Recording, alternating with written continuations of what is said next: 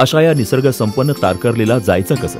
मुंबईच्या छत्रपती शिवाजी टर्मिनस अथवा कुर्ला येथील लोकमान्य टिळक टर्मिनसहून कोकण रेल्वे मार्गे आपण जर आलात तर आपल्याला कुडाळ या स्थानकावर उतरावं लागतं। मुंबई ते कुडाळ हे अंतर साधारणतः 550 किलोमीटर इतकं आहे। मुंबई CST अर्थात छत्रपती शिवाजी टर्मिनसहून पहाटे 5:10 सुटणारी जनशताब्दी एक्सप्रेस साधारणतः 9 तासात म्हणजेच दुपारी 2 वाजता कुडाळला पोहोचते।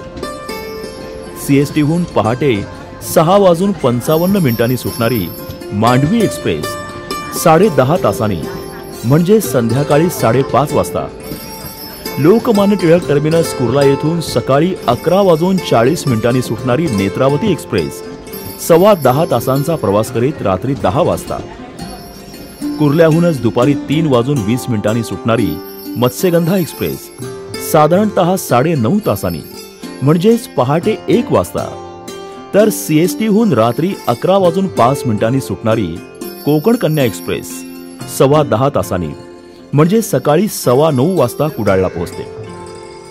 कुडाळहून एखादी रिक्षा करायची आणि आम्हाला सीव्ह्यू रिसॉर्ट तारकर्लीला जायचंय इतकंच सांगायचं।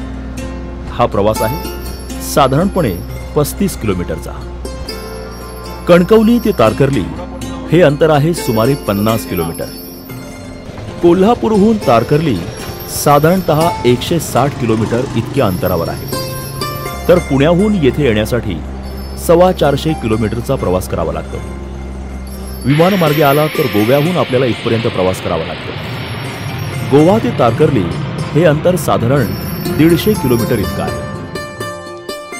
ST किंवा काही खासगी बसेसने जर आपण तारकर्लीला यायचं ठरवलं तर मालवण पर्यंत आज अनेक गाड्या उपलब्ध आहेत। परेल ते मालवण पारिजात आणि बोरिवली ते मालवण जगदंबा, गिरोबा आणि गणेश कृपा यासारख्या खासगी आरामदायी बसेसची सेवा उत्तम आहे।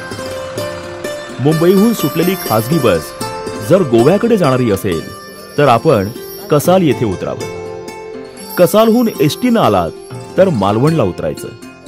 रिक्षा थेट तारकर्लीला पोहोचते। ST न मालवणला पोहोचलात की पुढे देवबाग पर्यंतच्या बसनं किंवा एखादी रिक्षा करून 15 ते 20 मिनिटांनी आपण तारकर्लीला प्रवेश करतो।